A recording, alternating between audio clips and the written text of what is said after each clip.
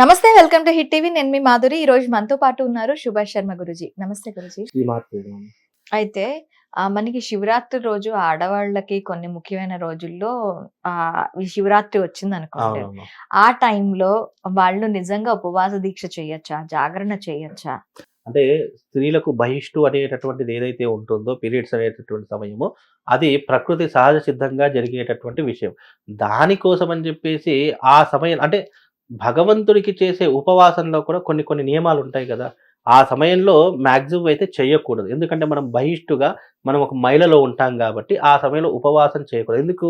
ఇంకోటి, ఆ సమయంలో మన శరీరం అంతా కూడా చాలా నీరసించిపోతుంది. శక్తి లోపిస్తూ ఉంటుంది. నువ్వు ఆ టైంలో కూడా ఉపవాసం ఉన్నావనుకో, నీకు లేనిపోని రోగాలు ప్రాప్తవుతాయి. కాబట్టి ఆ సమయంలో ఉపవాసం ఉండకపోవడమే చాలా మంచి పని అని చెప్తూ ఉంటాము. ఎందుకు పూజా నియమాలు? పూజా నియమాలు ఎలా ఉంటాయి అంటే, ఆ సమయంలో అసలు బహిష్టు మనం స్త్రీలకు ఋతుక్రమం జరిగే సమయంలో అసలు వాళ్ళు పూజ చేసుకోవడానికి కూడా అర్హత ఉండదు కదా వాళ్ళకు. వాళ్ళు ఒక పక్కన కూర్చోవడం, వాళ్ళు ఇంట్లో ఉన్నటువంటి వస్తువులను కూడా ముట్టుకోకూడదు అని శాస్త్రము. ఆ సమయంలో ఏంటంటే వాళ్ళకి రెస్ట్ ఇచ్చేటటువంటి సమయం. కాబట్టి ఆ రెస్ట్ ఇచ్చే సమయంలో వాళ్ళు పూజ చేసుకోవడానికి పనికిరాదు, పూజా నియమాలు చేసుకోవడానికి పనికిరాదు, ఉపవాసం ఉండడానికి కూడా పనికిరాదు. కాబట్టి ఇవి చేయకూడదు స్త్రీలు. అయితే స్త్రీలు ఓకే. మరి ఇంటిల్లిపాది చేయొచ్చా తన పక్కన ఆ పెట్టి? స్త్రీ పక్కన కూర్చుందంటే భర్త చేయవచ్చు, లేదా తల్లి చేయవచ్చు, లేదా అత్తగారు చేయొచ్చు. వేరే వాళ్ళు ఎవరైనా చేసుకోవచ్చు. ఎవరైతే ఋతుక్రమమైనటువంటి స్త్రీ ఉంటుందో ఆమె ఒక్కదానికి మాత్రం పనికిరాదు అని శాస్త్రం. అంతే తప్ప ఇంట్లో ఎవరైనా చేసుకోవచ్చు పూజ. అది. శివరాత్రికి సంబంధించి చాలా రకాల అపోహలుంటాయి. ఈరోజు అన్నదానం చేయాలని కొంతమంది అంటారు. కొంతమంది ఉపవాస దీక్ష తీసుకుంటారు, జాగరణ చేస్తారు. అసలు నిజంగా మహాశివరాత్రి రోజు ఏం చేయాలి అంటారు? తెలియజేస్తారని ముందుగా ప్రేక్షకులందరికీ శ్రీమాత్రే నమః, శ్రీ గురుభ్యో నమః.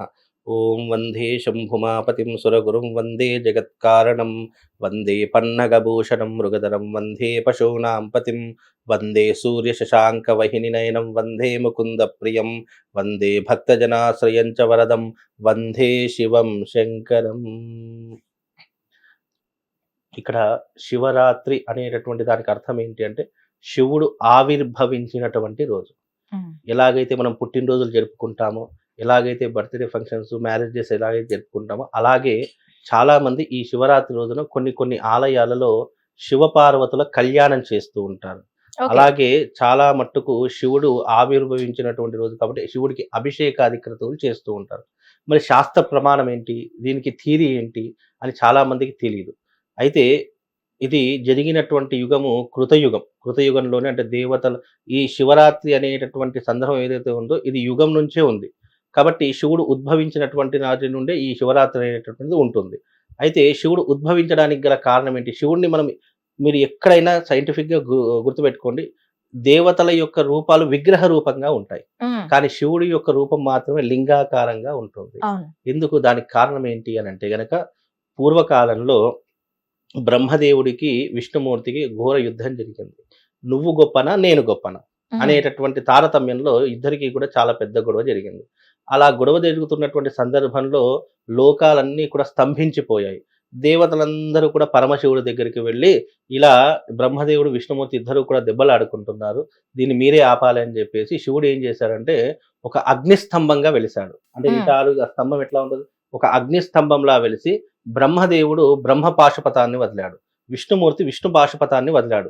ఆ రెండు పాశుపతాలన్నీ కూడా ఒక దగ్గరికి ఏకమయ్యే సందర్భంలో ఆ మధ్యలో వెలిసినటువంటి వాడే పరమశివుడు స్తంభాకారంలో వెలిశాడు. అందుకే శివలింగం ఎప్పుడు కూడా కింద ఫ్లాట్‌గా ఉండి పైన ఒక స్తంభాకారం ఉంటుంది. అది శివతత్వం యొక్క రూపము. ఆ స్తంభాకారంగా వెలిసినప్పుడు ఆ రెండు పాశుపతాలు రెండు కూడా శివుడిలో ఐక్యమైపోయాయి.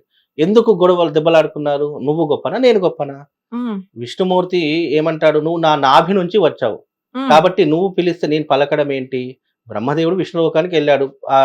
విష్ణుమూర్తి యోగ నిద్రలో ఉన్నాడు. బ్రహ్మదేవుడు వచ్చినటువంటి సంగతి కూడా తెలియదు. కాబట్టి నేను వచ్చినాను లోకానికి గురువుని కదా, బ్రహ్మదేవుడు లోకానికే గురువు. కాబట్టి నేను గురువుని వచ్చాను కదా, నువ్వు నన్ను పట్టించుకోకుండా ఉంటున్నావు అని చెప్పేసి, నేను ఇంత గొప్పవాడిని కదా అని చెప్పేసి, లేదు నేను గొప్పవాడిని అని చెప్పి ఇద్దరి మధ్య తారతమ్య భేదాలు వచ్చాయి. వచ్చేసరికి శివుడు స్తంభాకారంగా వెలువడం జరిగింది. అది ఎప్పుడు జరిగింది? శివరాత్రి నాడే జరిగింది. అందుకే శివరాత్రి రోజున లింగోద్భవ పూజ అని చెప్పి చేస్తుంటారు. రాత్రి 12 గంటల సమయంలో లింగోద్భవ కాలంలో లింగోద్భవ పూజ చేస్తూ ఉంటారు. అలా వెలవడంతో ఇద్దరూ కూడా ఏం చేశారంటే, శివుడి యొక్క ఆది అంతం తెలుసుకొని వస్తే ఎవరు గొప్పో నేను చెప్తానని చెప్పి శివుడు అన్నాడట. విష్ణుమూర్తి ఏం చేశారు, గరుత్మంతుడి వాహనం వేసుకొని పైకి వెళ్తూ ఉన్నాడు. శివుడి యొక్క అప్పు అంటే పైన వెళ్తూ ఉన్నాడు. బ్రహ్మదేవుడు ఏం చేస్తున్నాడు, పాతాళానికి వెళ్తాడు, అంటే కిందికి వెళ్తూ ఉన్నాడు. ఆది అంతం రెండు కూడా తెలుసుకోవాలి. ఆది తెలుసుకునేటటువంటి దేవుడు బ్రహ్మదేవుడు, అంతం తెలుసుకునే దేవుడు విష్ణువు. ఇద్దరు కూడా వెళ్ళి విష్ణుమూర్తి ఎంత పైకి వెళితే అది అంతంత పెరుక్కుంటూనే పోతుంది తప్ప తరగడం లేదు. బ్రహ్మదేవుడు కింద ఎంత వెళుతూ ఉంటే అంతంత ఇంకా కిందికి వెళుతుంది తప్ప అసలు కింద ఆది లేదు అంతం లేదు, రెండు కూడా కనుక్కోలేకపోయాడు. అయితే ఆ సమయంలో విష్ణుమూర్తి తన తప్పును తెలుసుకున్నాడు. ఏమని, పరమశివ నేను నీ యొక్క అంతాన్ని తెలుసుకోలేకపోయాను, నాకు సాధ్యపడట్లేదని చెప్పి విష్ణుమూర్తి నిజాన్ని నిర్భయంగా ఒప్పుకున్నాడు. బ్రహ్మదేవుడు ఏం చేశాడు, అబ్బా ఇది నేను ఎంత కిందికి వెళ్ళినా కూడా దీని ఆది తెలియడం లేదని చెప్పేసి పైకి వెళ్తూ ఉండగా, మళ్ళీ కిందికి వెళ్ళిన పైకి రావాలి కదా బ్రహ్మదేవుడు, వెళ్తూ ఉండగా ఆ స్తంభం నుంచి రెండు వస్తువులు వస్తున్నాయి. ఒకటి మొగలి పువ్వు, రెండవది కామధేను.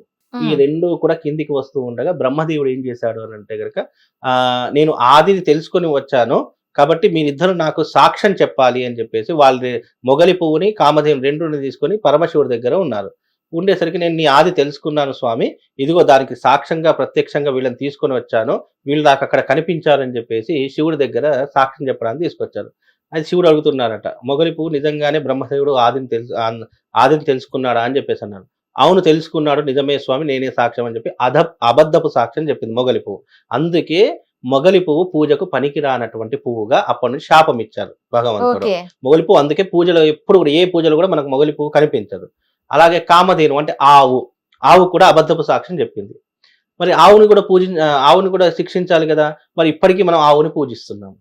కారణం ఏంటి అని అంటే, ఆ ఆవు ఏం చెప్తుంది, నోటితో నిజంగానే ఆది తెలుసుకున్నాడు అని చెప్పి నోటితో చెప్పింది. తోకతో ఏం సిగ్నల్ ఇచ్చింది, చూడలేదు అని చెప్పి తోక ఊపుకుంటూ చూడలేదు అని చెప్పి సిగ్నల్ ఇచ్చింది. అందుకే మనం ఎప్పుడైనా ఆవుకి ముందర పూజ చేయము, అంటే మొహం దగ్గర పూజ చేయము, వెనక భాగం మాత్రమే పూజ చేస్తాం. ఎందుకు, తల భాగం అబద్ధం చెప్పింది కాబట్టి నీ తలకు పూజలు లేవు. కామధేనువుకి అంటే ఆవుకి తలకు పూజ చేయకూడదు, అలా చేస్తే పాపము.